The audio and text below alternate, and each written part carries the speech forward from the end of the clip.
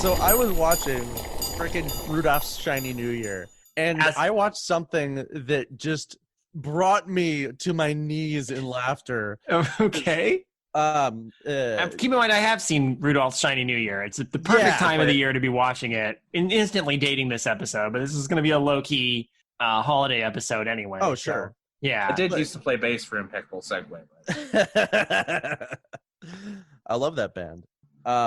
But so for those of you who haven't seen it, there is another Rudolph special by Rankin Bass, and this one is that Rudolph is going to go save Baby New Year, who is he ran away from his responsibilities of being the New Year because he has big ears and everyone laughs at him.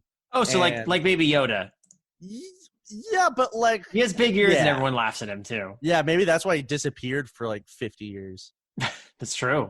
Yeah. This is the actual the child is in fact Baby and no Mando spoilers on here. The child is in fact the Baby New Year from Rudolph's Shiny New Year 50 years later. Speaking of which, after we're done with this, we should definitely have a chat about Mandalorian if you've seen the latest episode. Yeah, we should.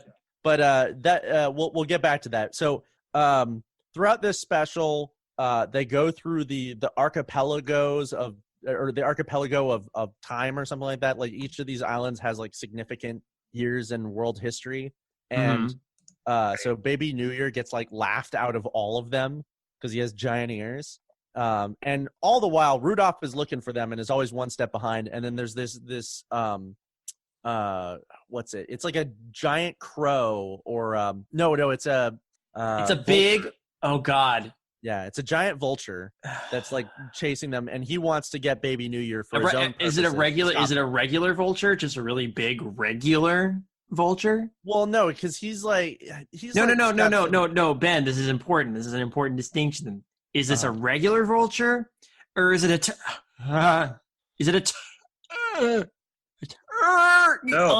No, you're not allowed.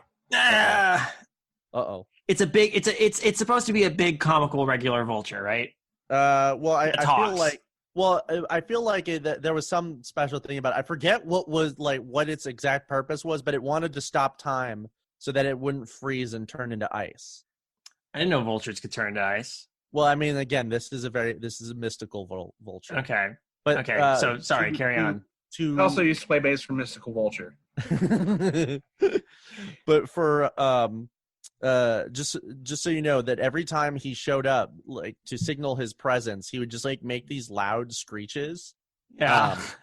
And it's very funny. But what made me lose my mind is so they go to the island where it's always 1776 and every day is the 4th of July. And so they're always at war with Great Britain. There's muskets everywhere. The best day in America's history, objectively, is when we were still at war with Britain. But so there's this moment where they're chatting with Benjamin Franklin, and I completely forgot about the vulture, and like he's just like having this normal conversation, and he's like, well, I'll help you find Baby New Year, and then he makes this face, and I it's like I just lost my freaking mind. Like, listen to this and tell me this isn't freaking hilarious. Okay. Oh, well, it's mute. Okay, so it was accidentally muted. Here it comes for real this time. Count on me to help you look for him. Now imagine the real Benjamin Franklin making that noise.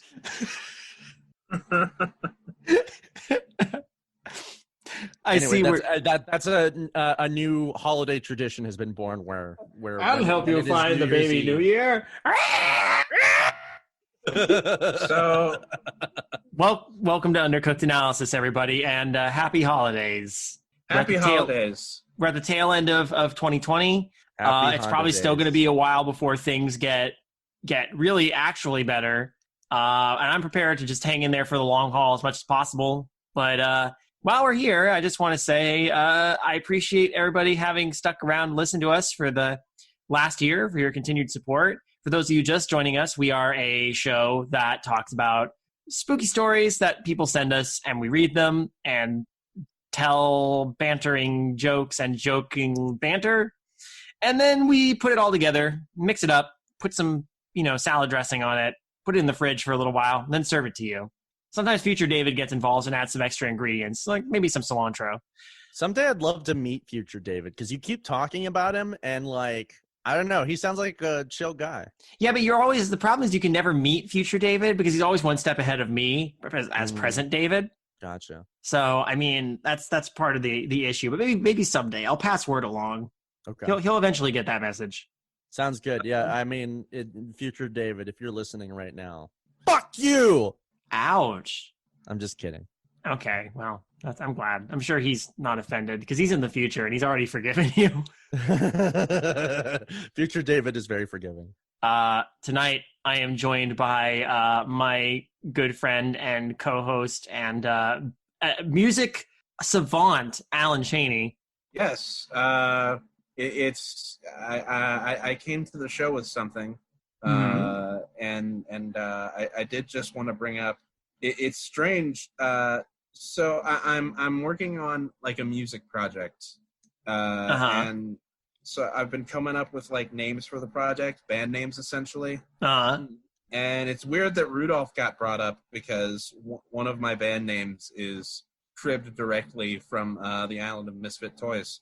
Oh, really? Yeah, Jelly Squirt Gun. Oh, that's a good one.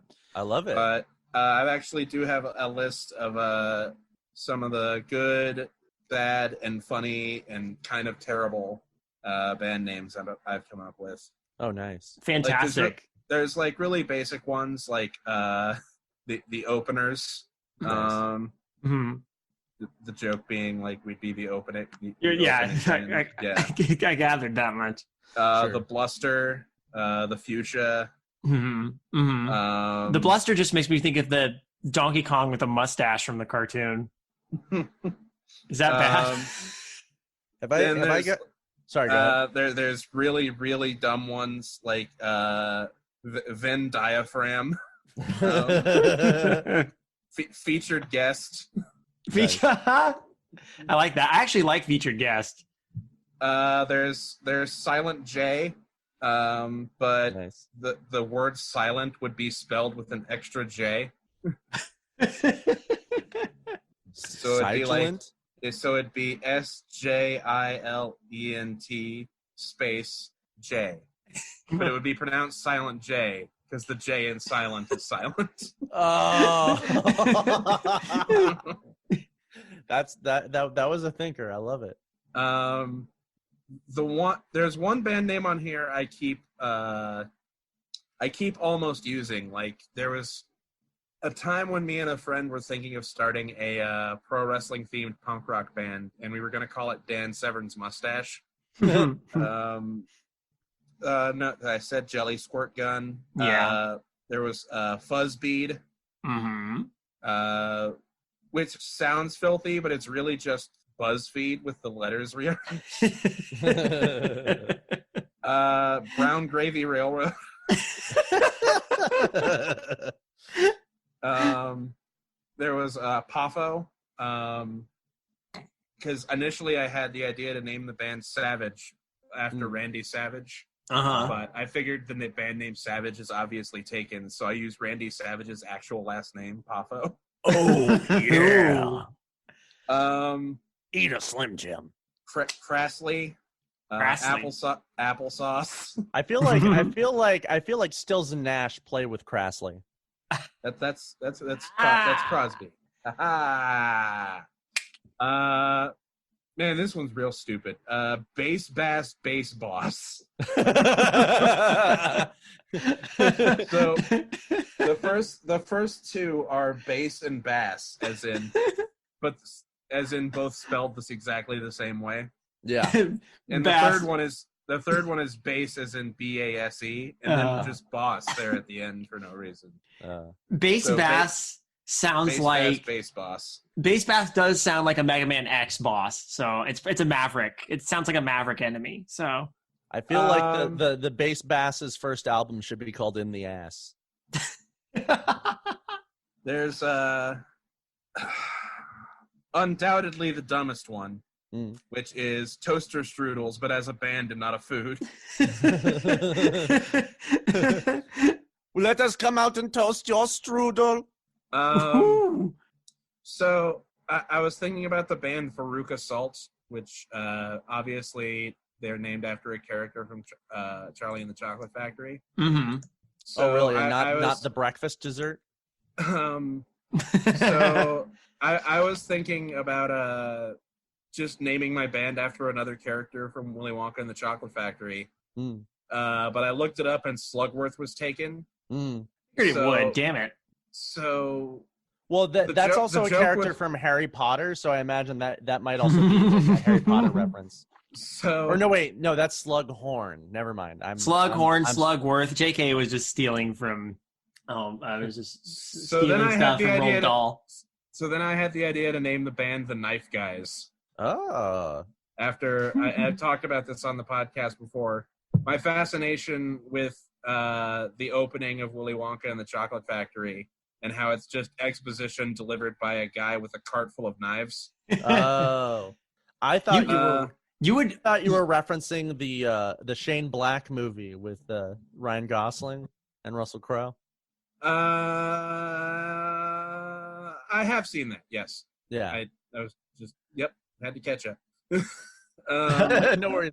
And then finally, there's probably the most offensive one on my list. Oh boy. Which is Dan Schneider Tickle Party.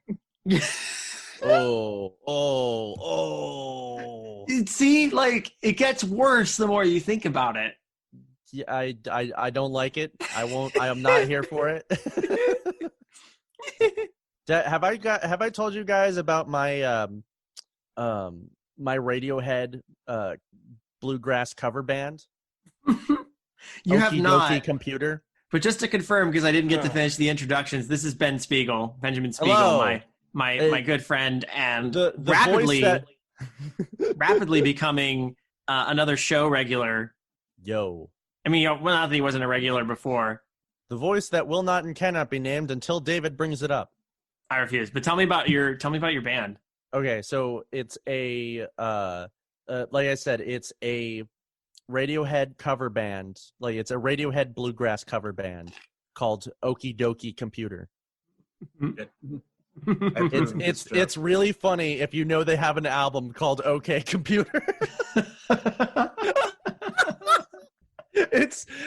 What was that is like the best instance of like explaining a joke after you've said it, and you still get laughs as a result. Yeah, well, I mean, it was worth it.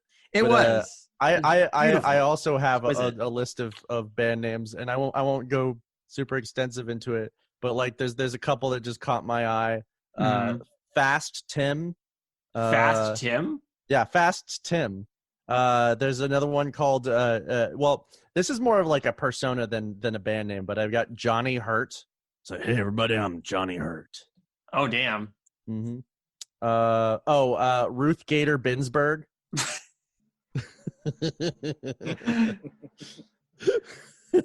That was an actual mispronunciation I had once.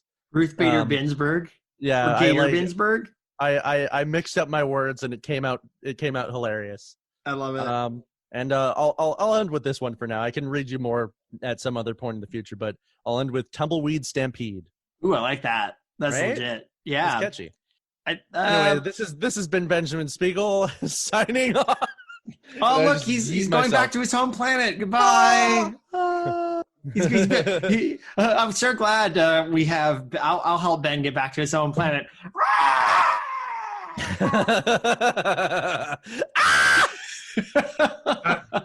Not that I don't appreciate having been here. I just wanted to make this joke now. Poochie's dead.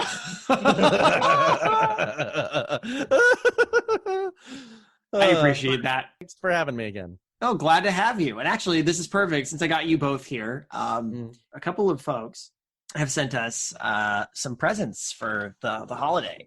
Oh, shit. So, as is Yuletide tradition, we're going to open a couple gifts. One of them is very, very small, and one of them is a little bigger. But I figured it's appropriate to do what we haven't done in a little bit, it seems like, a good old short and shivery. Okay. David, why are you unzipping your pants? David, this is just a fruitcake with a dick hole in it. Well, I mean, I guess that answered my question as to why he's unzipping his pants. Yeah, things are about to get a lot merrier around here, if you know what I mean. That said, here's some eggnog. Oh, I was keeping it in my fly pocket. Okay. So that you can keep it traditionally warm. Yeah, you know, it's a use. You have to have warm eggnog. Yeah, that's the original dick way warmed that eggnog. The had it.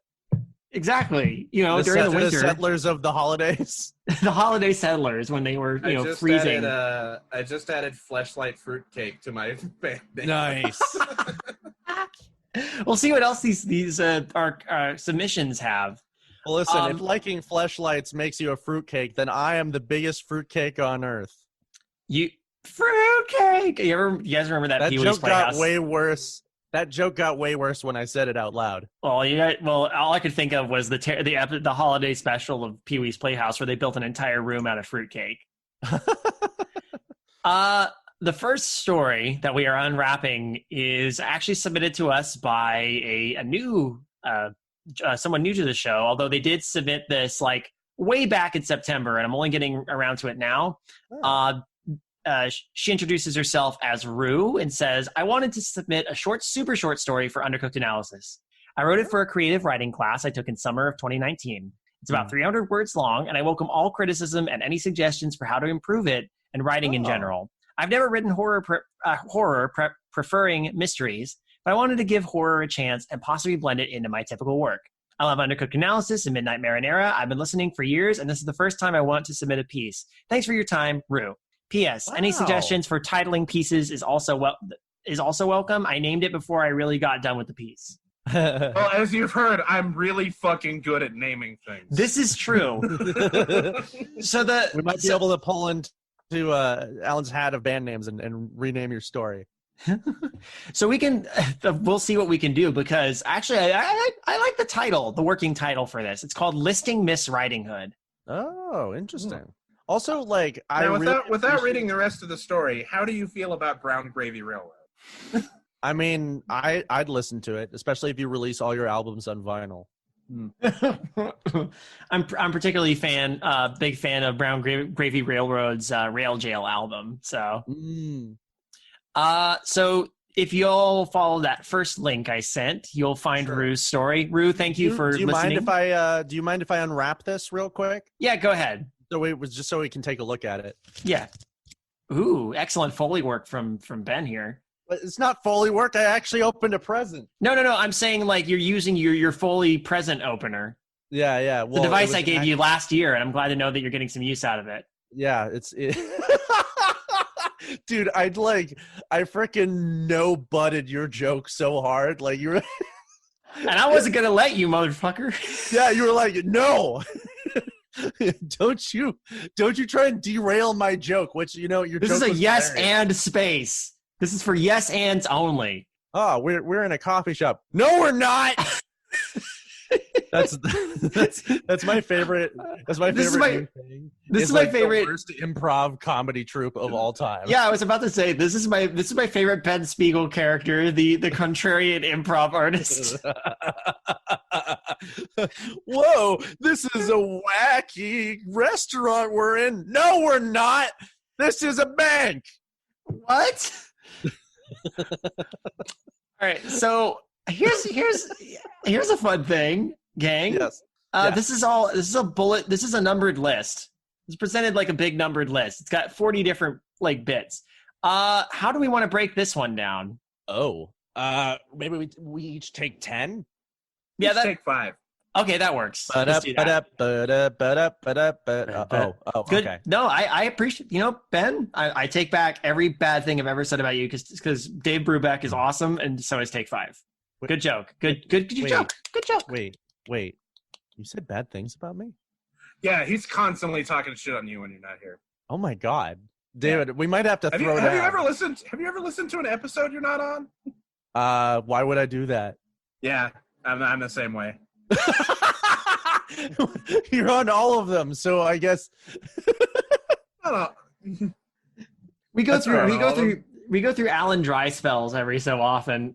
I mean, that's a damn shame for sure. It is. Ben Patton, fucking boring. Oh. Totally kidding. Holy shit. Oh my god. Yawn. Yeah. Doctor Who gives a fuck. Oh my god.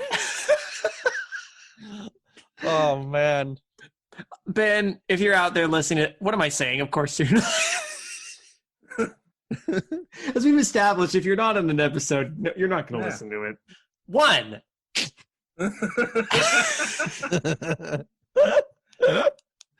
Mama receives a letter from Grandma. She is ill. 2. Help Mama prepare a basket. A, food. B, medicine. C, an extra blanket. Poison. Oh, okay. It's not the list I was expecting. 3, eat lunch. 4, wash up and put on clothes Mama laid out for me. 5, hold snack Mama made for me for return home into Grandma's basket. All right. Do you want to take this, Alan, or should I read the next 5? I'll take it. Go ahead. 6, put on cloak. It may be cold on my way home. 7, tuck basket under arm. 8, kiss Mama. I'll be home for dinner. 9, lock gate behind me. 10, Mama reminds me to stay on path. No man needs my help. Oh, No man, snowman's. No man. No, like you gotta do The No Man, aka Benjamin Spiegel. Yeah, you gotta. Whoa. Are you assaulting my manhood to my face now? No, I'm referencing your character, the improv artist who always says no. No man. I am no man. Just cut to me like in front of frickin' that the Witch King. The Witch King, and like, I am no man. No, we're not in Lord of the Rings. You're a bucket. He just becomes a bucket. He just transforms into a bucket. I'm a terrible improv artist, but I have an excellent imagination. All right, 11. Halfway to Grandma's, I stop to admire flowers. 12. A twig snaps. 13. I straighten immediately. 14. Quiet. 15. I see the woodsman, Papa's coworker. Beware the beast! 16. He waves. 17. I wave back. 18. He points to the flowers next to the path. I should pick some for Grandma, he says. 19. I pick a few for Grandma. 20. What a person listening to instructions. I continue picking to make Grandma a crown. 21. Blackjack. Whoa. 21. 10 more to go. 22. Go back to path. 23. Grandma's cabin comes into view. 24. I get through and lock the gate behind me. 25. The front door is ajar. Well, that's a problem. That's not going to stop the door. Or, I mean, stop the air from getting in. Yeah. Why would it stop a door? Anyway. Did you know about those bottle houses that people build? Oh, yeah, I've heard about those. Yeah, so this is one where the front door is literally a jar. Yeah, it's a literal jar. It's a literal jar. So just to clarify, the person who wrote this story wrote it right. We're just being assholes. Yeah, exactly. This is what we do. I was going to make a joke about how, if you ever build a glass bottle house, you better make sure all the bottle ends are facing into the house instead of outside, because when the wind blows, your house is going to sound really spooky. You'll get a hoedown going, though. 26. Something's wrong. 27. I push the door open. 28. The basket falls to my feet. I am a basket now. 29. A wolf sniffing Grandma's head. 30. She lifts her head. Our eyes meet. We're in love. 31. I back out through the front door. 32. I stop halfway to the gate. 33. The wolf slinks through the door and over the hedge. 34. I re-enter. 35. I approach Grandma's bed. 36. Her stomach is ripped open from repeated slashes. 37. A coarse hand covers my mouth. 38. The hot liquid on the hand smears on my face. 39. A bloody axe comes into my eyesight. 40. At least I kissed Mama goodbye. Wow. Damn. That was interesting. That was really interesting. Have you ever read a story as a list? I don't think we ever have. No, this is new to me. I'm pretty sure there are list stories out there, but like this is a new format for me. This is cool. Yeah, well, kudos on originality, that's for sure. Yeah, definitely. Like I like that it's like not quite Little Red Riding Hood. It's got enough of the tropes there, but yeah, it's interesting. Well, I mean, I one of the things that I think helps the list format, like at least work in some way, is that since we're familiar with the story, we don't necessarily need a bunch of extra details. So doing it as a list works because we're familiar with the story already. Mm-hmm. It's they didn't have to do Uncle Ben dying all over again. Wait, sorry.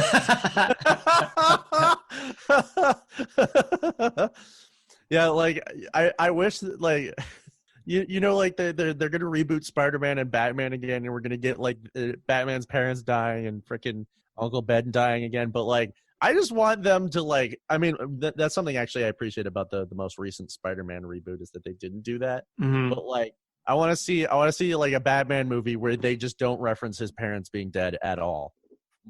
I want to see a Batman movie where they never died and Batman has loving, supportive parents that encourage his vigilantism. Yeah, so like, how does he become Batman then, though, if his parents aren't dead? Alfred dies instead.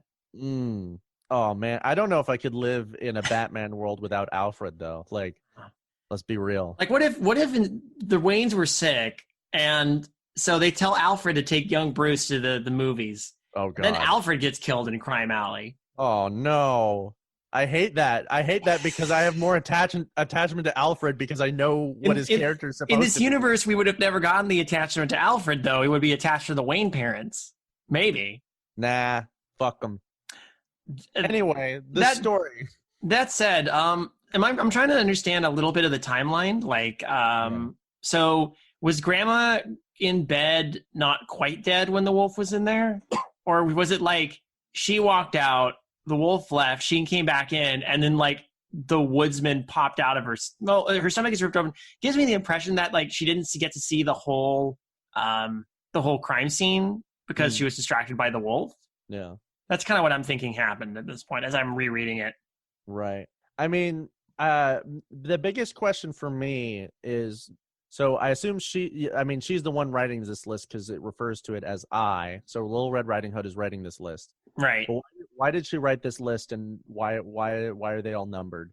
It's kind of like it's very surreal. I think it goes from that place where you're like in the context of it as a list, and then it goes into like this weird list happening in real time, almost like it's in her head, you know? Sure. Well, my internal reasoning for this is almost like this is what's it like she's talking to like the police and giving them like a list of the events as they happened.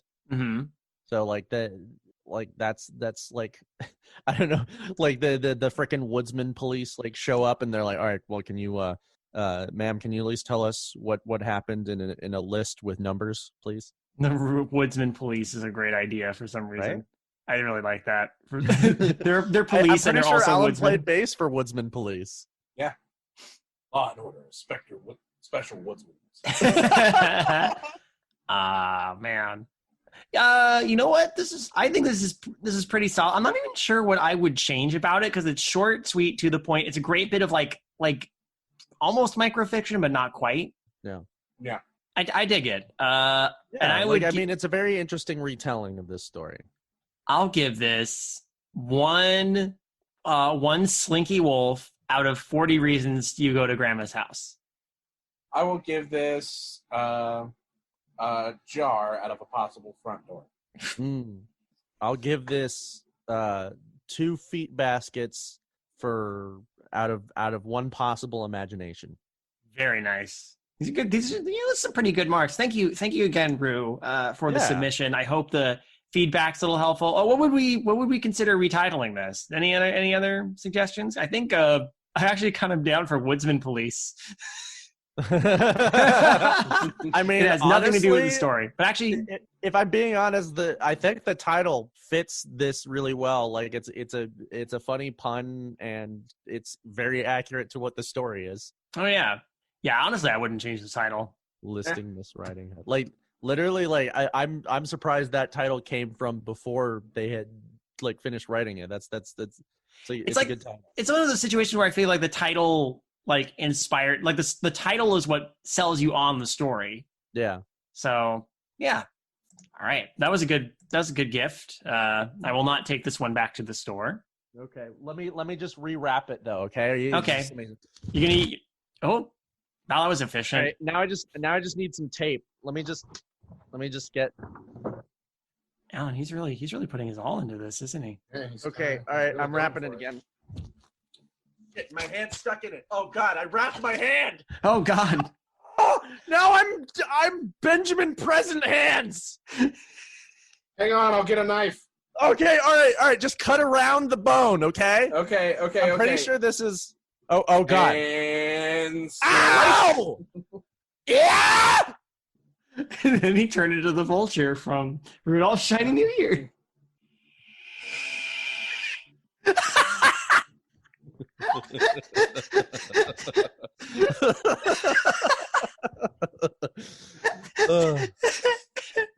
So our next gift was sent to us a little more recently by Ben Fuller, who writes that Nice to meet a full Ben. A full Ben. Ben? I've only known half Bens. I've only known Mercedes Benz. So they Ben writes, "Hello, David, Kayla, and all the other wonderful people who make UCA possible. I'm sorry that Kayla is not currently present, but you'll just have to.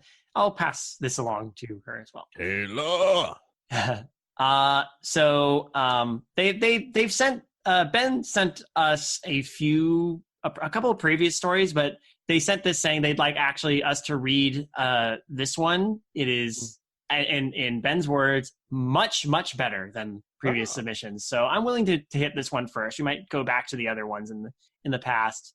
Sure. Well, I'm looking forward to crushing your confidence, Ben. Well, we'll see. This is it's a no sleep story. You're on thin ice, Fuller. Wait, what is it? It's a no sleep story. Oh, it's a no sleep. Sorry, you posted on no sleep for a second. No, it's good. Regardless, I hope you have a wonderful holiday season and a happy new year. There's a little more to that. I'm paraphrasing a bit. Ben, aka Assorted Horrors on YouTube. Cool. Free channel plug right there.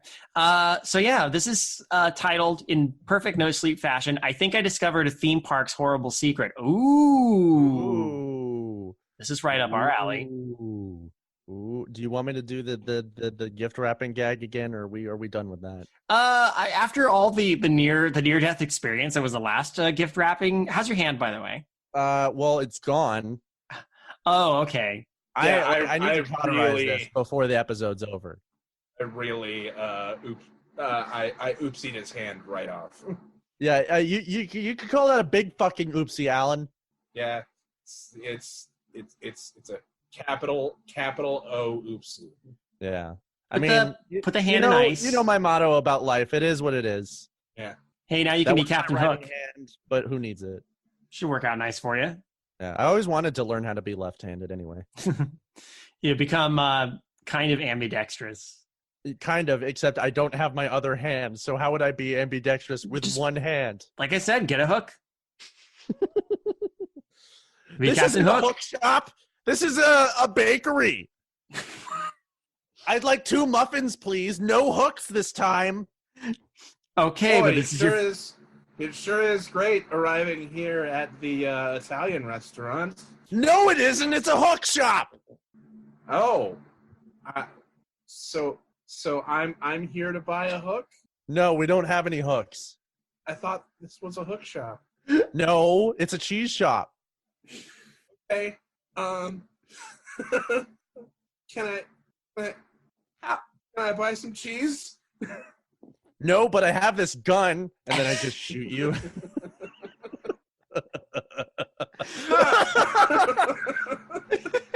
That's for fucking my wife.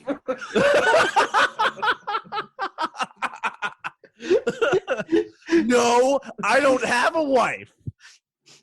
I want to know.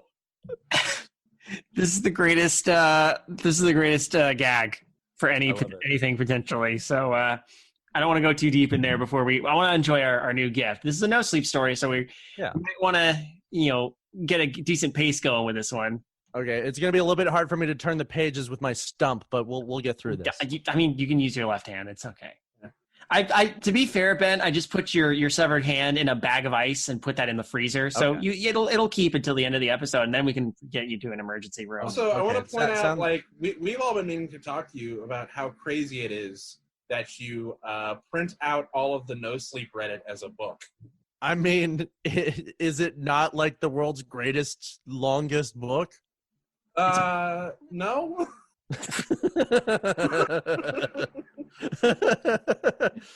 I mean, it's no Leo Tolstoy. It's really hard to click on links through paper, but you got one of the books from Myst, though, right? Like, I mean, it's hard for me to like read anything else but this because my entire house is just stacked with pages and pages of this really long book. It's a very long book. Yeah. Out of fear of reprisal, I never went public with what I saw at Thrilling Journeys Park. I'm a coward, I know, but I'm not even sure who to report this to. I can't say for certain if I really did see what I think I saw, or if my conclusions about it are actually correct. Maybe if you hear the full story and why they're after me and my son, you'll understand a little bit better. That is, if you even believe me. Nope, I don't believe you. Nope. All right, well, I guess the story's over, huh? All you had to say was never talk to me or my son ever again. I didn't kill my wife. I don't care. Is this, let's see, that's a fair setup paragraph. It's got the, okay. I mean, it's not front loading too bad. Yeah. So I'm intrigued. Like it left you enough of a mystery where it's like, all right, well, let me see where this goes. Mm-hmm. Also, David, do you want to take this next paragraph or do you want me to do it? I'll take it since you so kindly offered it to me. Sure. All right. Being a single father is hard. I thought taking my son on an outing to Thrilling Journeys Park on one of my rare days off work would make it just a little bit easier. It didn't. Now, if you're from the area or have ever visited the park, you probably know that it isn't exactly kid-friendly, being mostly populated by high-intensity roller coasters. But Michael, my son, had expressed a desire to go for a long time. I told him it wasn't a very fun place for a 6-year-old boy, being filled with mostly scary grown-up rides, but that didn't deter him. He was absolutely enchanted by the colorful ads on TV, like that dancing old guy to We Like to Party. Wait, so naturally, wait, if this park is like meant to be like more for adults, why are the ads colorful and playful? I mean, don't adults also like colorful, playful ads? No, they like dark, dank, depressing ads. They that's why they only watch Zoloft commercials. Come ride a roller coaster, you fucking bitch. They also like being insulted. So naturally, when I finally decided to take him, he shied away from every ride, even the select few kiddie coasters. I was about to accept that we'd just have a nice stroll through the park for the day, a bit of a waste of my money, but it would be worth it if Michael was happy, when my son all of a sudden pointed out one attraction that I'd forgotten the park even had. Ooh, that's interesting. This, this feels like me. Like, if someone took me to Six Flags, I wouldn't ride anything, so... I think I've said it on the show before, but David don't go upside down. David do not care much for big, scary roller coasters. David don't go upside down. It's true. No one puts David in a roller coaster. No one puts David in a loop. No one puts David in three separate inversions, including no one puts Davey in a coaster. All right, so I feel like reading this next paragraph as Arthur Morgan from Red Dead Redemption 2, and I don't know why, but go ahead. It's called A Monster of a Picnic, and it's a boat ride with animatronics.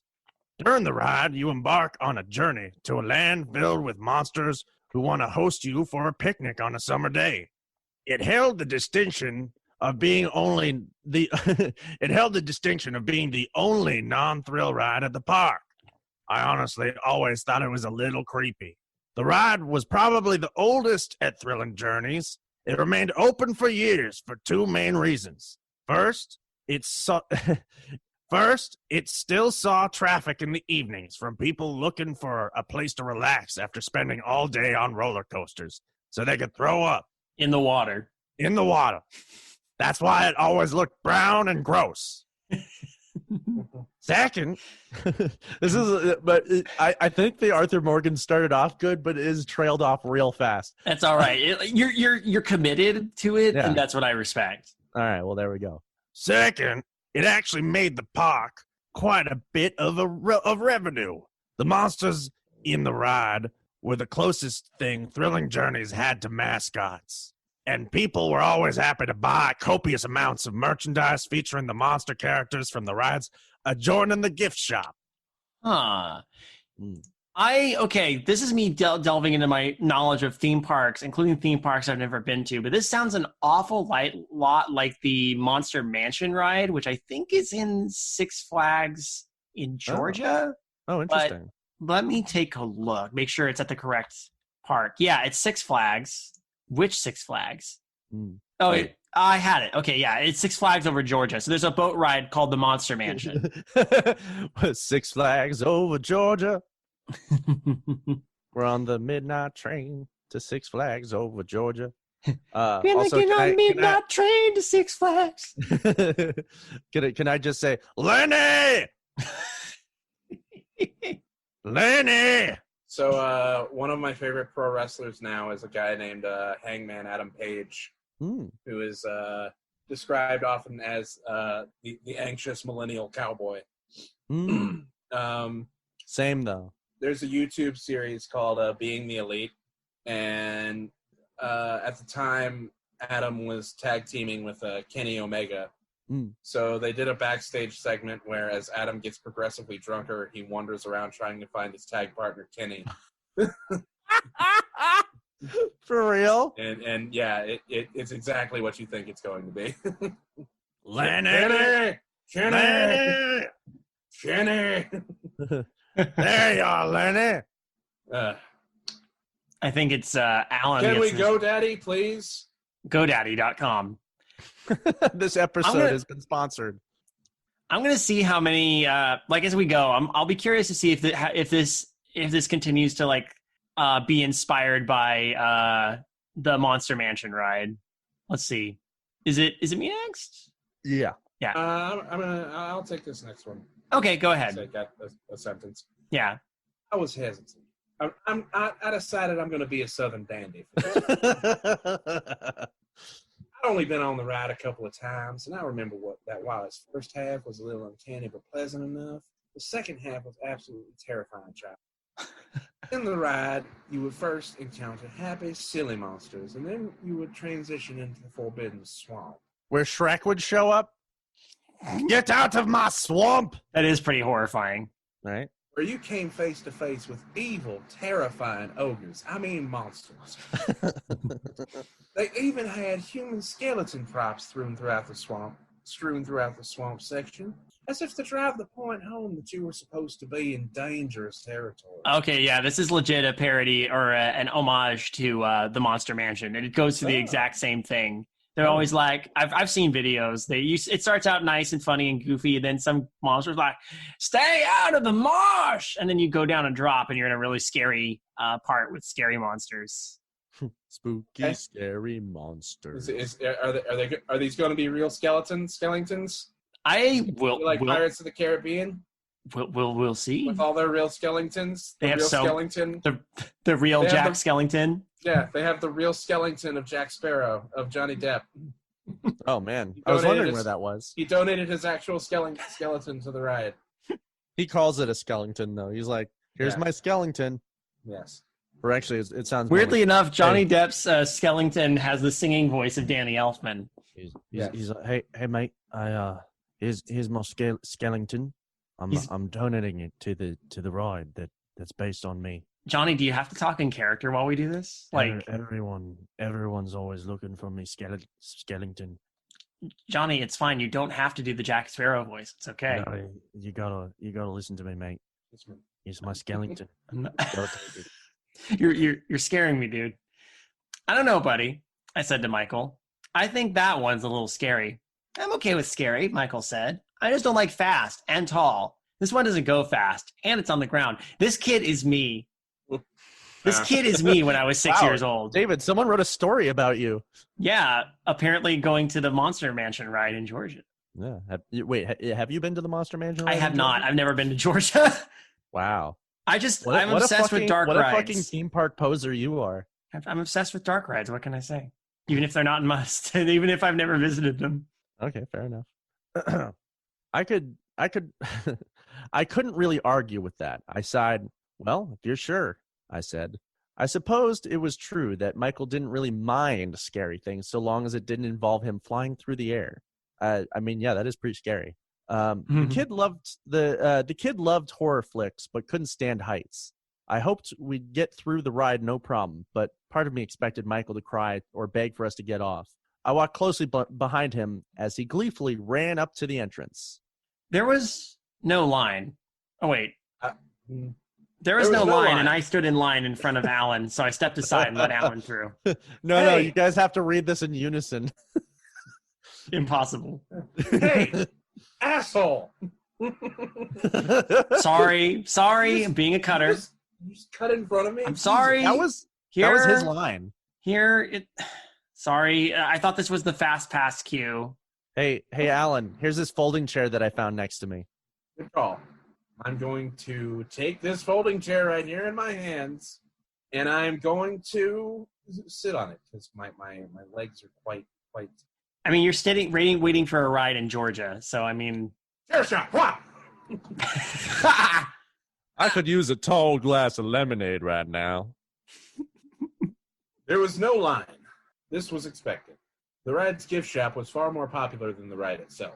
It also tended not to see riders until near the end of the day, as I said. The boats were all queued up next to a facade that resembled a sunken antebellum house and a rather crude mural featuring an assortment of monsters with colorful fur, all smiling with pointy teeth. With big pointy teeth. Happy, jazzy music. Wow. That's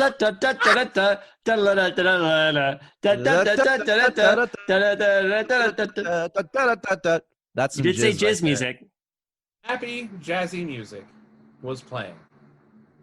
We began our journey by passing through a brick tunnel and into the monster world.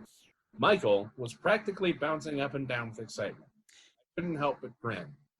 Oh my God! Yeah. Okay, I'll stop bringing it up at this point. But this is just legit, just Monster Mansion, and also you. Yeah, well, I never, when I get on rides, I remember getting on rides as a kid, I never really bounced up and down. Me would be just staring at everything with my mouth agape. That's probably more my reaction. Just letting flies go into your mouth.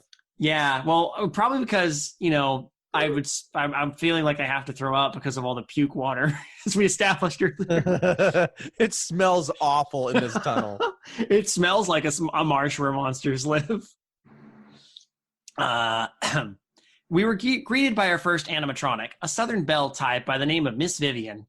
A slender, Medusa-like creature dressed in an elegant white dress. She stood on a staircase in a flooded living room. "Hey there, y'all," she greeted us, moving jerkily, looking every which way with her fluttering mechanical eyes. "Welcome to our picnic." I was going to say the same. It's like, hey, kid, I'm going to marry your dad. This is the perfect time for it. "Welcome to our picnic. We're so very happy to see y'all. Sure do hope you all have a fun time. And oh, one last thing. Stay out of the swamp. I'm going to marry your dad." I'm going to marry your dad, Ryan. Yeah, you should stay out of the swamp. It's a cold place. It gets colder. I feel like Shrek's going to show up. He's like, "I'm going to marry your dad, Ryan. I'm going to fuck the shit out of your dad."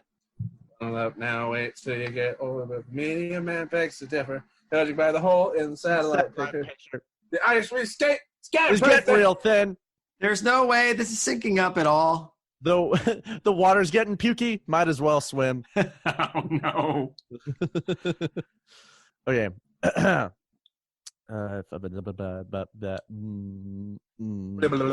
Is it? I'm reading the next paragraph in tongues. Good. Who's turn is it? It's my turn. It's Ben's turn. It's my turn. I don't know if Michael heard the last part. He seemed to be too excited to join the picnic to care even remotely about whatsoever swamp. Wait, I'm sorry, I misread that. I'm going to start that over. I don't know if Michael heard the last part. He seemed to be too excited to join the picnic to care even remotely about whatever swamp Miss Vivian was talking about. On we went through a pair of doors, and suddenly we were gliding through a set made to look like your typical public park, only populated with monsters. Bubbles drifted from the ceiling. Water fountains spouted. Multicolored lights flashed playfully amid the darkness. A band of monsters, scaly and furry, tiny and huge, played another jizzy number for us all as we passed. It says I'm a big fan of Vagrant Dan and the modal nodes. Yeah, I know. I mean, I think we're all a big fan of jizz. Yeah. I'm all about that jizz lifestyle. More animatronic. Sorry. I was about to say I'm all about that jizz, no Java. More animatronics sat on grassy mounds, moving robotically, flying kites, sitting on picnic blankets, eating oversized turkey legs, and overall enjoying a summer day. We often got a little too close to many of these scenes, practically bumping into the sets. We passed by a monster who was basically all lips stationed at a kissing booth, making kissing noises.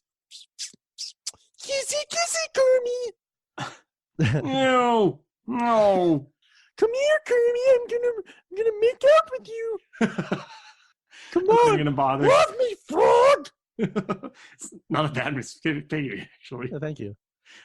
There was also a monster with a glowing red mouth participating in a chill eating a chili eating contest, not a chill eating contest. That's an eating contest where everyone is taking it very slowly. Moving very slowly. Sup, bro? What do we got? Hot dogs? All right, hot dogs. Okay, one at a time. Let me just dip it in some water, okay? Yeah. I'm not gonna rush this thing. You want me to puke or do you want me to eat it? We got pie next. Saw dude, that's great. Oh man, yeah. Sometime can we make it like some hot pepper eating contest? Like that'd be rad. All right, so it was actually a chili eating contest. That was cute. I glanced over at Michael. He was positively enthralled. No tears yet. Not until the smacking started. Came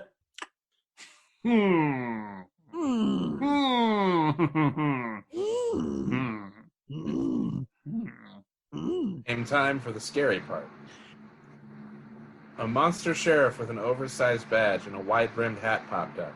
Ah!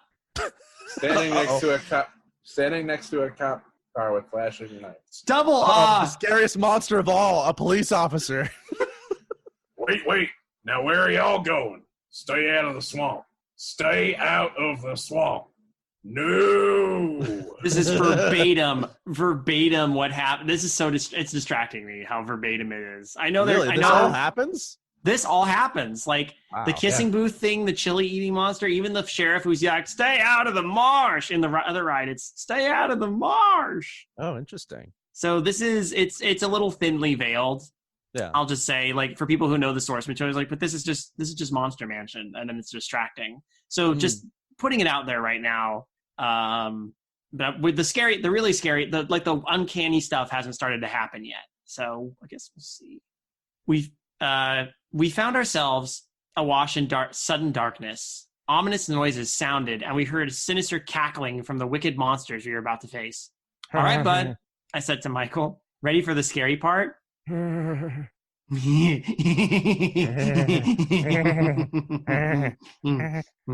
Peter. But Michael didn't answer. Was he so frightened he couldn't speak? I reached over. A parent's worst nightmare realized. Michael! I am so glad you put Dr. Loomis behind that line. I read it too, and I was like, and in my head, all I could think was, Michael! I shouted. He was gone. Had he fallen out of the boat? I panicked. I couldn't see anything. The loud cackling from the evil monsters seemed to mock me. I nearly stood up, but quickly sat back down once the boat started rocking. Stop the ride! I thundered to whoever could hear. Stop the fucking ride! My son fell out of the boat.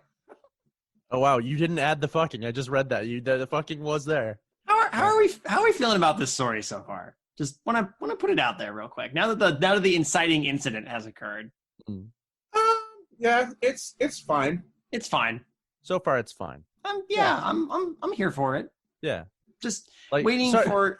But I mean, what kind of dork writes a whole horror story about an amusement park ride? Yeah. Fucking David, you would never do such a thing.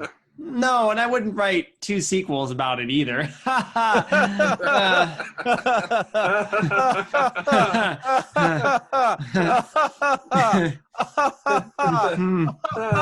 We are laughing. We're laughing at you. Anyway, whose turn? I think it's David's turn.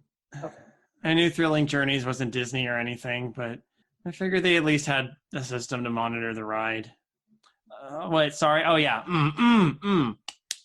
Yeah, wake up, David. No, sorry. I gotta shake the sads away. No reason that it would be there. Wake up, David. It seemed otherwise Time to though. burn the city. I have to burn. I'm not Godzilla. I'm not gonna burn a city. No, I was doing a Keanu Johnny Silverhand impression. As we all know, there's nothing controversial about Cyberpunk 2077. Everybody loved it. There's nothing bad to talk about. Nothing at all. I knew Thrilling Journeys wasn't a Disney ride, wasn't Disney or anything, but I figured they at least had a system to monitor the ride. It They seemed didn't. otherwise, though, as I continued on the ride path.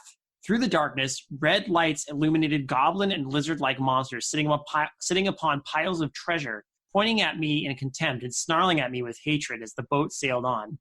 Embedded in the piles of fake gold coins and jewels were the infamous skeleton props. Human! A monster seethed at me. His eyes, too big for his small reptilian head, bulged outward. Oh, hey, the Gorns on this ride. They were complete.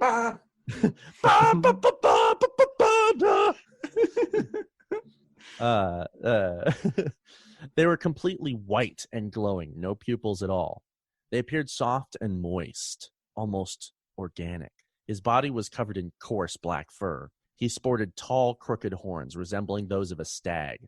His long talons curled around the rib cage of one of the skeletons, his unfortunate victim by the looks of it. Then he looked directly at me and it's like, "Hey, Ryan, I'm going to marry your dad." The darkness and flashing red lights made the figure appear to move more fluidly, as if it were truly alive. The skeletons, I don't think, were a part of the other ride. I mean, So skeletons make everything better. Just Skeletons, saying. it's true. It's true. They're truly the most noble creatures in existence. I love skeletons. Yeah. I really do. I just love skeletons. I love the way they look. The way they look at me with their dark, soulless eyes. They look at me and I guess they don't have any eyes, but like, look at their nice pale white skin. I mean, I guess they don't really have skin either, but like, look at them. They're so shiny. So I wrote a joke, but it's dialogue. Mm.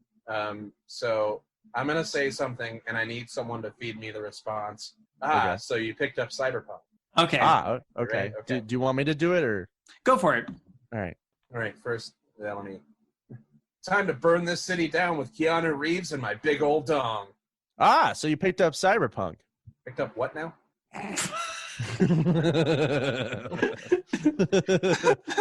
that reminds me of like one of my favorite bits from American Dad, where like I feel like I've talked about this on the show before, but the bit where like the son Steve on the show is he finds his father building a DeLorean like piece by piece.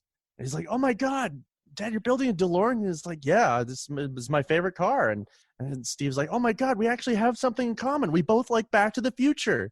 And Stan's like, what are you talking about? What the hell's Back to the Future? It's a good bit. It is a good bit. To hell with it. Is that where we are? Yes. Yes. To hell with it. I tore my eyes away from that cheap, janky robot and jumped out of the boat. Oh, not in the puke water. Perhaps 3 feet deep. 3 feet of puke and shit. Oh! As I suspected from how we bumped into 1 or 2 displays, the boats were not on any chain or track. We were propelled by an artificial current that thankfully wasn't too difficult to resist. Michael! I screamed, wading through the water as fast as I could and heading back in the direction we came. Michael! Michael! What's the name of the kid from Heavy Rain? Jason! Jason! Jason! Jason! Jason! Jason! Jason. Before I could scream his name again. Sean! Sean! This light switched on. Thank God. It was about damn time. I just gotten back to the sheriff animatronic. Michael was standing on one of the grassy mounds next to the cop car. He didn't look scared. Bothered, maybe. Guilty, definitely. But not scared. He was completely dry, and not a scratch on him. Michael! I cried in relief, wading over to him. I climbed onto the grassy mound, knelt down, and started busily inspecting my son for injuries. Are you hurt? I asked frantically. Michael shook his head. He told me, no, in a small voice. He didn't seem to want to meet my eyes. Michael, I said sternly. Michael, what happened? I just didn't want to do the scary part, he confessed. You can take the next bit, since that was so short. I stared at him, dumbstruck. Then I sighed deeply. I wasn't the suing type, but for this, I could make an exception. An exception. Yep. Well, he is like a Southern Georgian, so like, he's like, could make an exception. Fair. It was ridiculous how incredibly easy it was for a child to simply exit the boat and just waltz onto the sets. Who designed this death trap? I was surprised more kids hadn't been crushed by a boat or concussed by a monster's swinging robotic arm. Then suddenly, the fox popped out of the water. Ryan, it's me! It's the fox! I'm going to marry the ever-loving shit out of your dad! We're just going to have one bowl of warm water. Oh, God. That's the funniest fucking shit. I love that shit so much. It's absolutely my favorite thing in the world, though, when we get both Alan and Matt performing it. Oh, yeah. Is it me? Yes. Yes.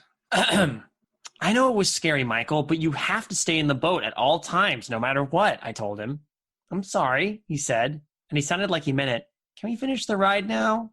I sighed again. No, Michael, I told him firmly. Are you mad? His voice was a little unsteady. No, I'm not mad. I really wasn't, not at him at least. I searched for an exit, the ones you see in every one of these rides that break the immersion to let you know where you can get out in case of emergency. Surprisingly, there weren't any to be seen. Maybe they were further down. Or the morons who designed this place were even more reckless than I thought and never put them in. This has been Troy McClure. Maybe we should go see the man. Oh, I don't fucking trust the man. I was born in the 60s, kid. We don't talk to the man. I looked down at Michael and frowned. I was so disappointed in him. Oh, guess who's getting a slapping now? This is where the scary part starts, son. Oh, Jesus. Man? I asked. What man? There was a man who found me. He told me to stand by the police car and wait for you. None of this made sense. And where'd he go? I asked curiously. If it was an employee, why hadn't he waited with Michael? Had he left to turn on the lights? Huh? Michael pointed to a curtain of fake Spanish moss hanging from the ceiling behind the sheriff animatronic. He went back there, he said. Curious, I brushed the fake Spanish moss aside, and sure enough, there was a long hallway behind it, with a set of doors at the end. The hallway was plain, cold and industrial looking. Almost certainly the passage to a behind-the-scenes area of the ride. Sometimes I want to read Michael as like Will Arnett from Arrested Development. Hello, Michael. I can't do a very good Will Arnett, but I think y'all can hear it in your head. I can hear it. Yeah. I think we'll have a talk with this man, I said. I told Michael to take my hand, and together we walked down the hall. When we got to the doors at the end, I pushed them open. They weren't locked, as I half expected. We entered a warehouse-like setting, where bits and pieces of animatronics lay in messy piles on workbenches, and even on the floor. We saw half-finished figures, their faces attached with their steel and wire skeletons perfectly visible. Those that weren't collapsed in a heap were positioned in some of the same happy, playful poses as the monsters on the wall. I grimaced. I didn't want to look at Michael's reaction to the magic of the animatronics being suddenly exposed to the sham, but he didn't ask questions. He was a sharp kid. He probably knew it was all pretend. Mommy, is this all pretend? I mean, Daddy, is this all pretend? I'm your dad. I'm your dad. I'm your I'm dad. your mom. I'm your mom. No, I'm your mom. No, I'm your mom. Don't make me fuck you up. I'm your mom. I'm your mom.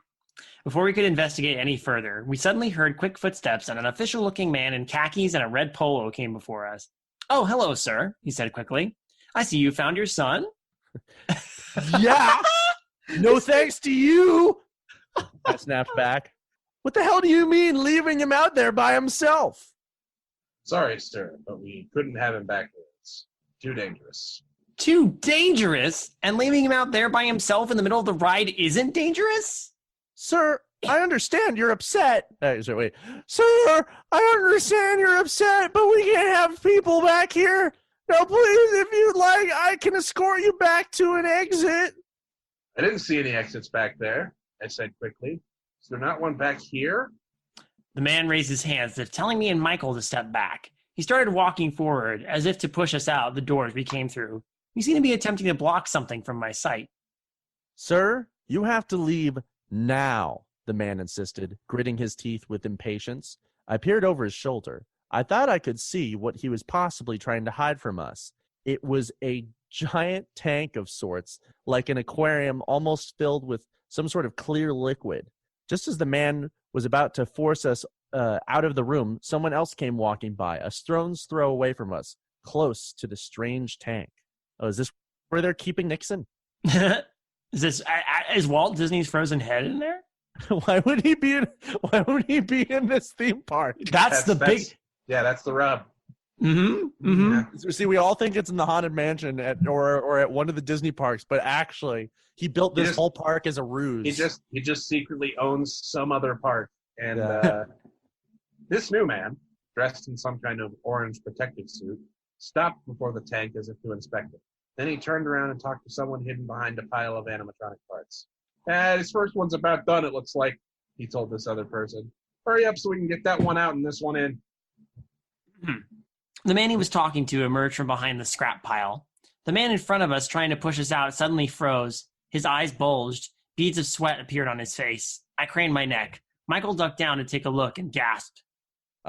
Real quick before I read this next paragraph, I gotta say, this did not go where I thought it was going. Yeah.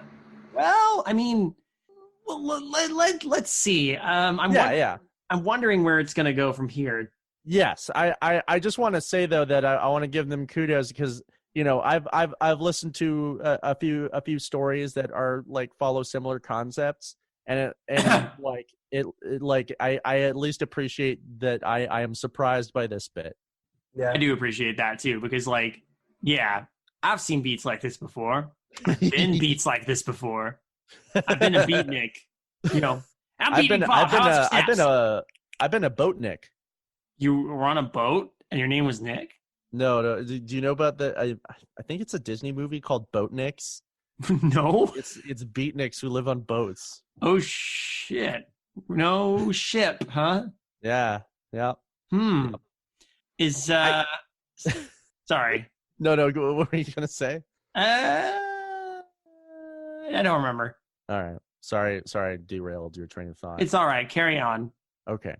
I guess his friend followed him to go looking for his wallet. The third man presented himself, also clad in protective gear. He sounded almost sad. It didn't seem real. He was carrying the dead, limp, badly bruised body of a teenager in his arms, maybe 16.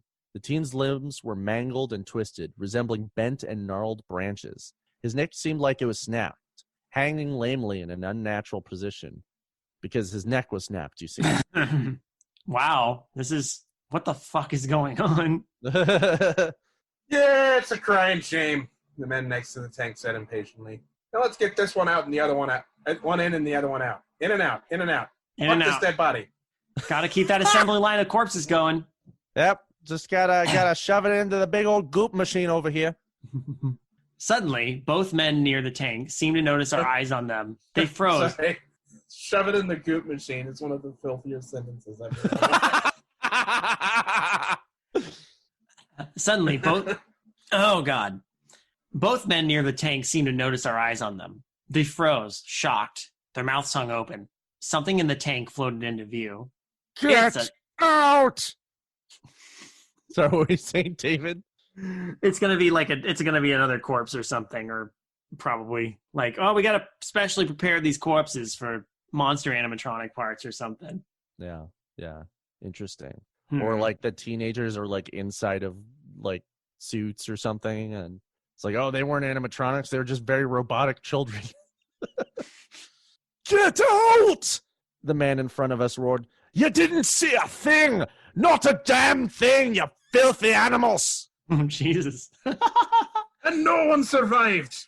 Not even Willie.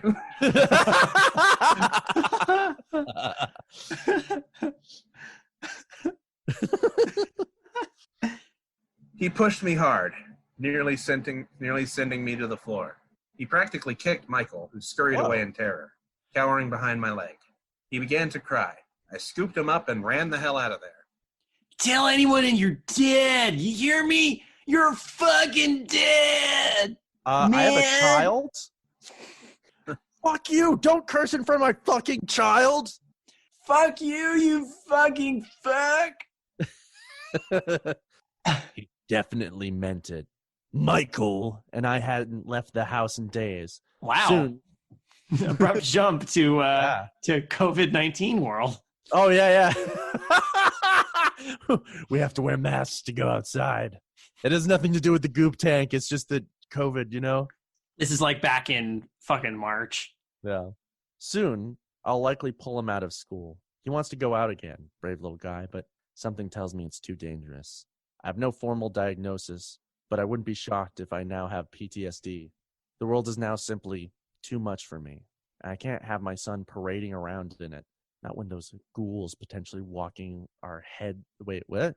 Not when those ghouls potentially want our heads to make sure their secret never gets out. I've done a lot of research since that day, mostly about the television show Frasier.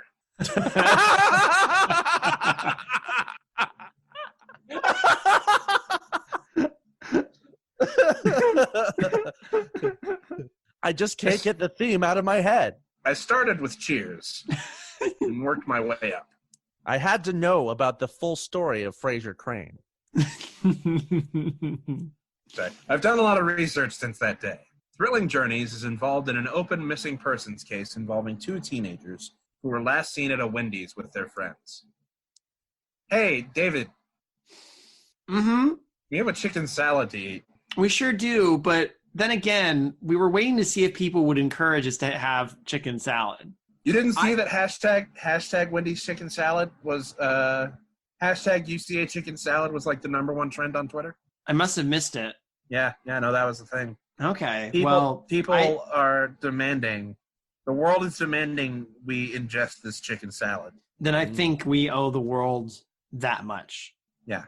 I also heard that if you go through the McDonald's drive-thru and ask for the UCA meal, they give you a bag it's about like, what's it, like 10 inches thick, like, of fries. Oh my God. And then they just dump chocolate milkshake into the bag with the fries. That is a very Wendy's thing to do. Yeah, too bad it's McDonald's. I just think of the whole Frosty situation, but it's a Way to very go, Wendy's no, thing man. Their friends reported that one of of those boys wondered if he'd lost his wallet on the park's Mind Warp roller coaster after a day of fun. It's been theorized that they drove back to the park to look for the missing wallet at a time of night when the park was closed. It wasn't difficult for me to put two and two together. Perhaps they wandered onto the tracks in their search. Perhaps the hapless staff were doing a test run of the ride at that exact moment. They didn't want to be implicated in manslaughter, and besides, they had to liven up their merch-producing, money-making monster ride with new props somehow.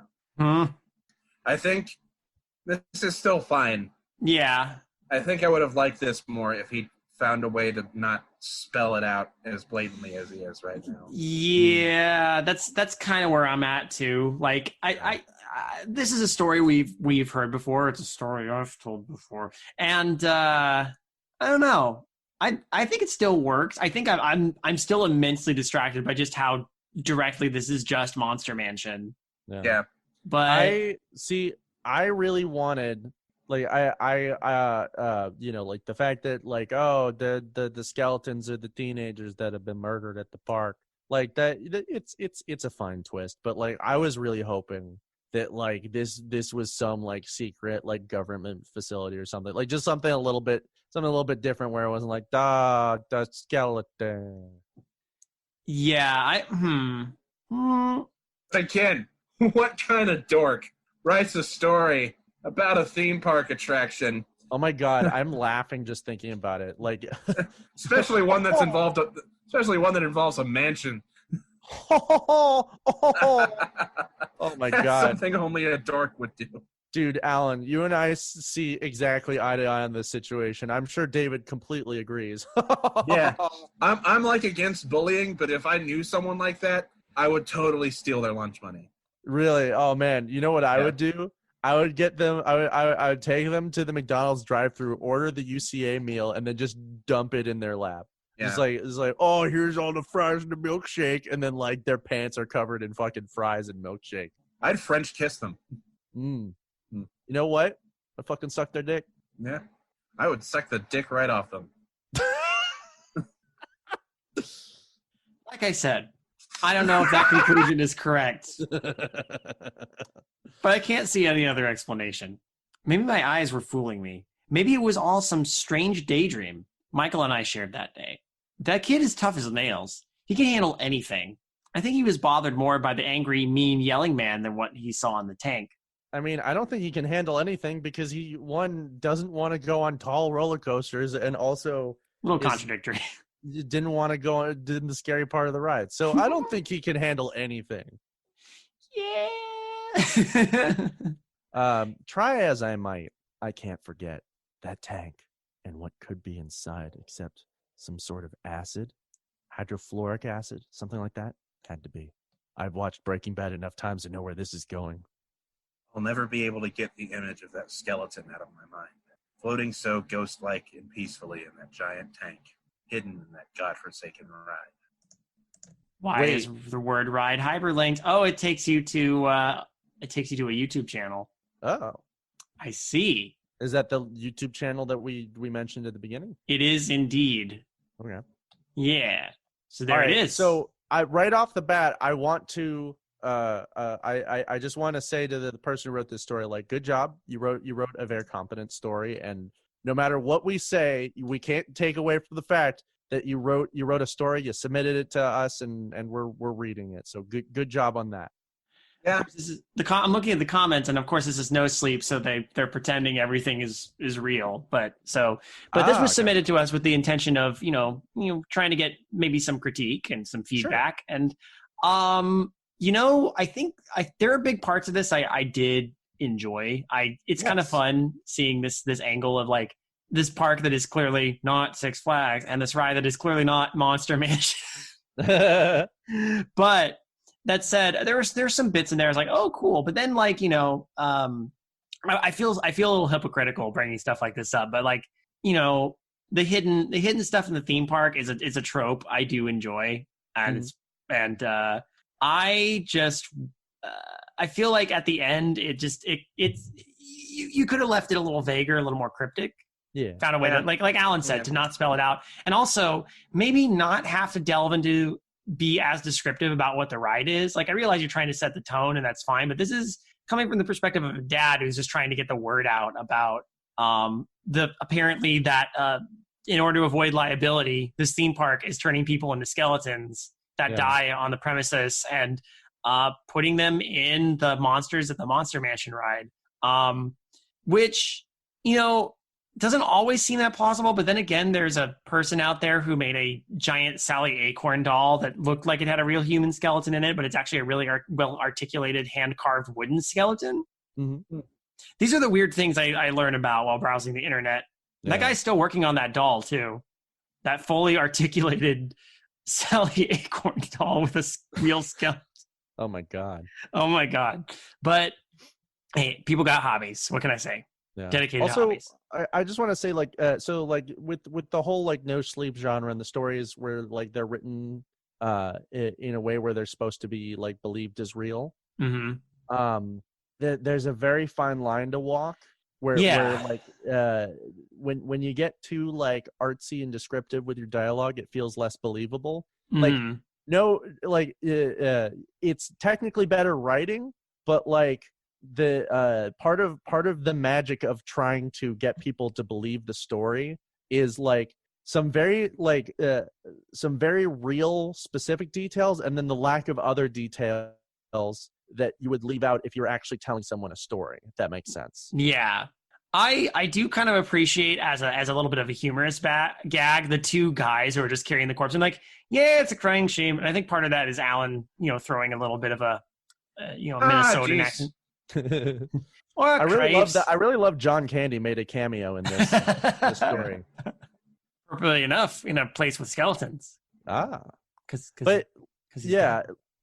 that's basically, like, that's my main criticism, and I also echo what you say about, like, like it's a trope, and there's nothing wrong with, like, trying to take on that trope, kind of give it your own spin. So overall, I think it was pretty good. Like, the biggest thing for me was that I was not expecting them to go backstage in the ride and see this big vat of goop, but I was really hoping it was going to be something a little bit more creative, something a little more out of the box, rather than like, oh, this is just they melt the kids that die in the park. Here's the kid melting goop.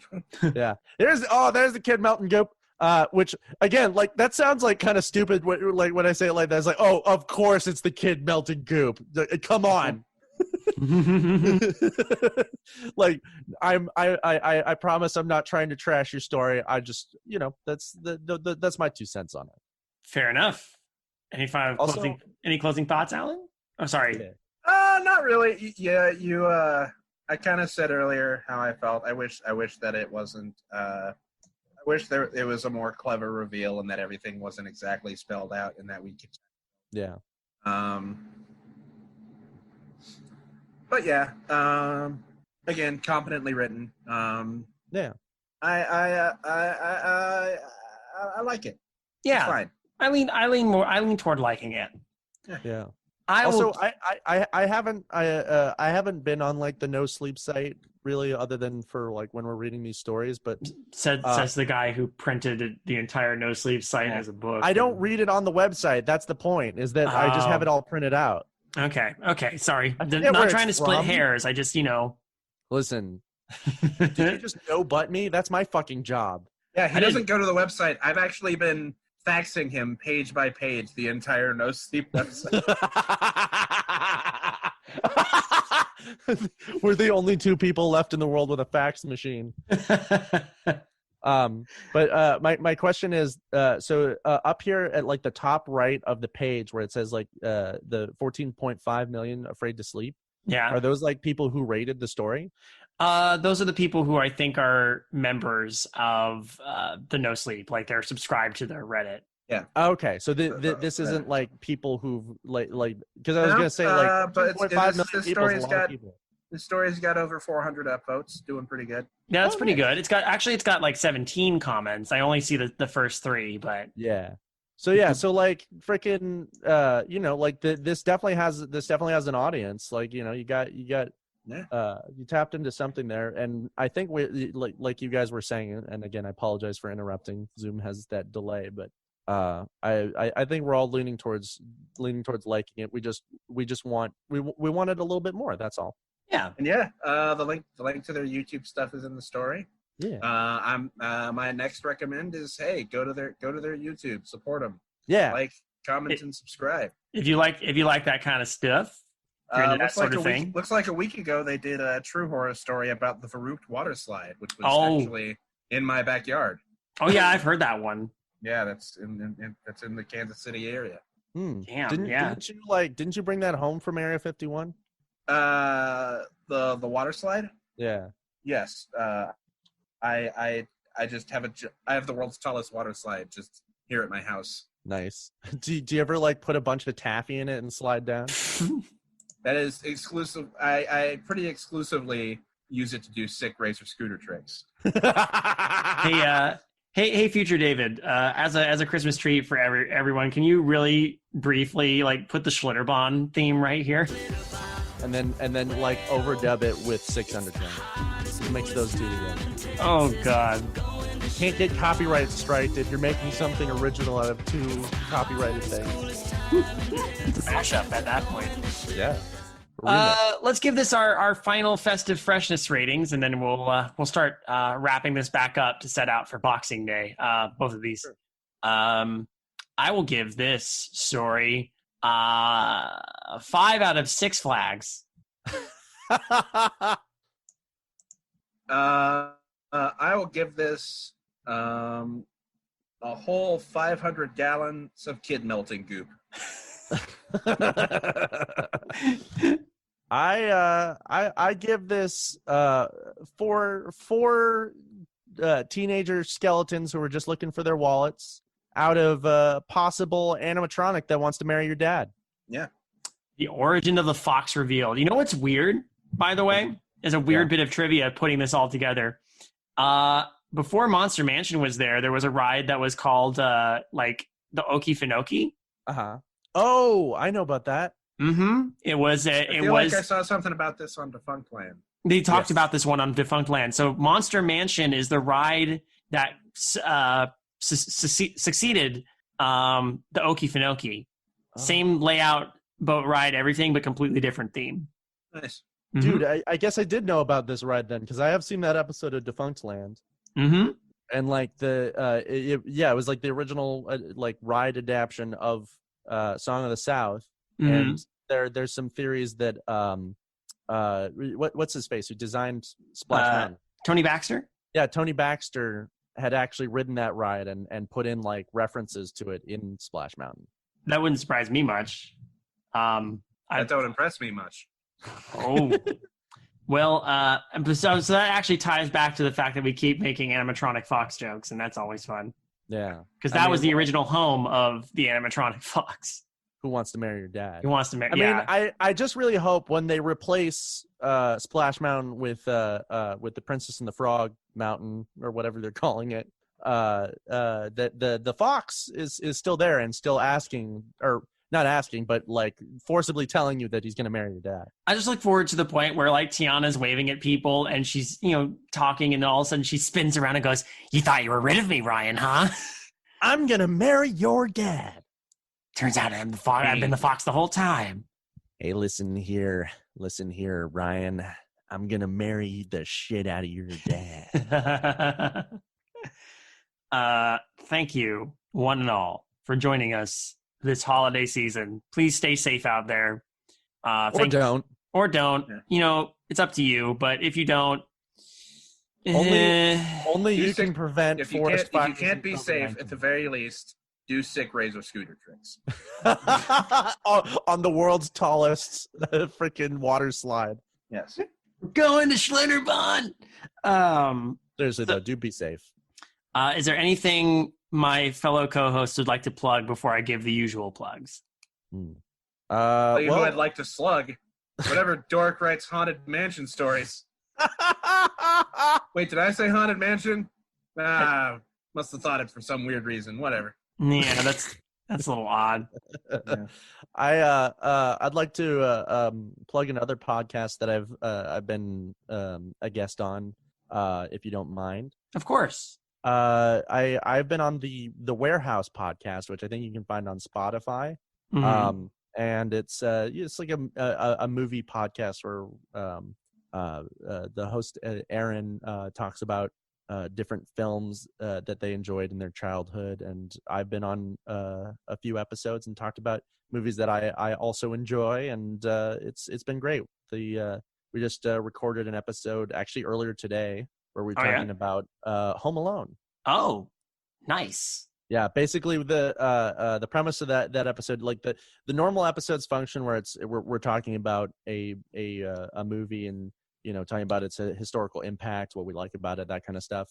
If you want to hear like a regular episode, I recommend Die Hard, or there's one about Westworld, like the original film. Die Hard, which is the German movie, it's German for The Hard. Die Hard. Exactly.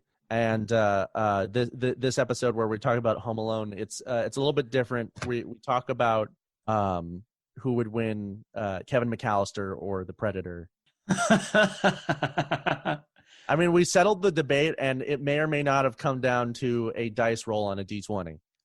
I think if people want to hear the answer to that one, they're going to have to check out The Warehouse then. Yeah, that's something that I'd like to plug in. As always, watch Guns Don't Lie, because that's a fun short film I made. It's a good short film to be, and you should be proud of it. I am proud of it, and I'm proud that you were part of it too. I was an extra. Yeah. And you also did like a little bit of punching up in the script, or like you like at least looked at my script and you were like, well, this is shit, and it's like, I'm still making it. I helped a little, like a smidge, Yeah. It was well, I always appreciate my friends reading my scripts and giving me their thoughts, and you're one of those people that I trust, and I'm happy that we get to work together creatively on the reg. Well, thank you very much, Ben. I appreciate that. I appreciate you. I appreciate also both Rue and Ben Fuller for submitting their stories to the show. Yeah, full Ben. Yeah, from Ben to Ben. From Ben to Ben. Season's greetings. Thank you to both of you for sending your stories. I apologize that we heavily favored one story over the other, but Ben, you know what? I still love you. If you want to submit, the pipes are if you want to submit a story for us to read, and you weren't so disturbed by what happened here, you can email your submissions to midnightmarinara@gmail.com. We will get to them in due course. I'm very excited to announce that we did get a fair amount of entries right at the end of November for our Creepy Cooking Staff Writing Prompt Challenge. Woo-hoo! And keep an eye out in the next 2 weeks. We're going to see if we can get our judges together in January and go through and figure out who our winners are. I think it'll be a lot of fun. I've already taken a glance at some of the entries. I don't know if every trope was pitched was covered, but there are a couple that got doubled up on. But I think we ran the gamut in terms of all the prompts. So, but we'll see. We'll see how that goes. If you want to, if you're subscribed to this podcast already, awesome. If you're not, we are, available on various podcast networks where you can find them. We're also still on YouTube on the Creative Horror channel. You can check us out there. We're all caught up, and everything is current at the moment with the podcast. So that is good times. And I just want to wish everybody no matter what you celebrate, stay inside, please. Yeah. Also, yes. No matter what you celebrate, we want to hit you happy holidays, but also Christ is Lord. Excuse me, Patroni is all. Yeah, that's what I meant. Okay, yeah, it better be. Patroni lives. Patroni lives. Also, if you're not already, get behind that fucking paywall. Go to the Patreon or whatever. Listen to the freaking Merry Christmas episode. That's some real shit, man. Yeah. That's a good one. We also have the choice dregs. There is some good banter on those choice dregs. Yeah. Everybody listen to it except for Toothless Joe. Death to Toothless Joe. Yeah. Oh, by the time this releases, he'll already have been taken care of, right, Alan? No, I don't know what you're talking about. Good. Well, Alan, it was the thing we were talking about earlier where you were Shut up! Toothless Joe. You were gonna poison him. This is a very funny joke. This is a very funny joke we're talking about. What do you comedy. Alan? Podcast Alan, comedy. I'm the no butt guy. Comedy you can't on the podcast. No. Don't no but me. No. No. No. No. No. No. Good evening, intrepid listeners. This is the Pasta Shade, the host of Midnight Marinara, and this podcast is part of CreativeHorror.com, a network of podcasts and creators working together to build a constructive community of horror fans. For more content like this, visit us at CreativeHorror.com.